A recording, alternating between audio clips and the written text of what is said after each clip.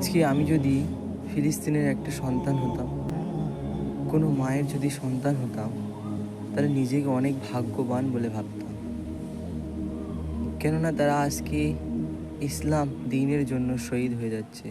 আল আকসা, যেটা আমাদের নবীজি মুহাম্মদ সাল্লাল্লাহু আলাইহি সাল্লাম যেখান থেকে মিয়ারাজ ভ্রমণ করেছিল, সেই জায়গাকে দখল করার জন্য ইহুদিরা উঠে পড়ে লেগেছে। কিন্তু ফিলিস্তিন এমন তারা যে তাদের ইমানটাকে রক্ষা করার জন্য নিজের জীবন দিয়ে দিচ্ছে, ইসলামের পথে শহীদ হয়ে যাচ্ছে। আজকে তারাই ভাগ্যবান। আমি যদি ফিলিস্তিনের একটা মায়ের সন্তান হতাম, হয়তো সেই আল আকসার জন্যে নিজের জীবনটাকে উৎসর্গ করতে পারতাম খোদার কাছে, শাহাদাতে মৃত্যুবরণ করতে পারতাম। ইয়া রব্বুল আলামিন, তুমি ফিলিস্তিনদেরকে হেফাজত করো।